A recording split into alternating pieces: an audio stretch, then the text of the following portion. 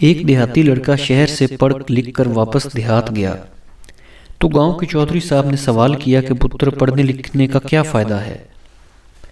لڑکا: چودھری صاحب، پڑھنے لکھنے سے لاجکس کلیئر ہو جاتی ہیں۔ چودھری صاحب: یہ لاجکس کیا ہوتی ہیں؟ لڑکا: لاجکس منطق کو کہتے ہیں۔ چودھری صاحب: یہ منطق کیا ہوتی ہے؟ لڑکا: میں سمجھاتا ہوں آپ کو۔ لڑکا: چودھری صاحب، آپ کے گھر میں کتا ہے؟ چودھری صاحب: ہاں ہے۔ لڑکا: اس کا مطلب آپ کا گھر بڑا ہے، جس کی حفاظت کے لیے کتا رکھا ہوا ہے؟ چودھری صاحب: ہاں، گھر تو بڑا ہے۔ لڑکا: پھر آپ کے گھر نوکر چاکر بھی کافی ہوں گے بڑے گھر کی دیکھ بھال کے لیے؟ چودھری صاحب: ہاں جی، نوکر بھی کافی ہیں۔ لڑکا: اس کا مطلب آپ کی آمدنی بھی اچھی خاصی ہوگی نوکروں کی تنخواہ کی ادائیگی کے لیے؟ چودھری صاحب: ہاں جی، آمدنی بھی اچھی خاصی ہے۔ لڑکا: اس کا مطلب آپ کی ماں کی دعائیں آپ کے ساتھ ہیں اور آپ کی ماں کی دعائیں آپ کے حق میں قبول بھی ہوئیں۔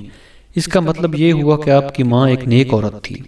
چودھری صاحب: بس اب میں سمجھ گیا کہ پڑھنے لکھنے سے لاجکس کیسے کلیئر ہوتی ہیں۔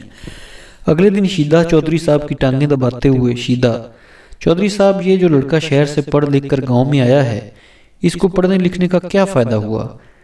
چودھری صاحب: شیدے، پڑھنے لکھنے سے لاجکس کلیئر ہو جاتی ہیں۔ شیدہ: چودھری صاحب، یہ لاجکس کیا ہوتی ہیں؟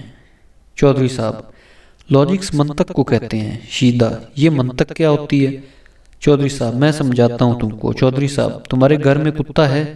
شیدہ: نہیں چودھری صاحب، میرے گھر میں کتا نہیں ہے۔ چودھری صاحب: اس کا مطلب تمہاری ماں کوئی نیک عورت نہیں تھی؟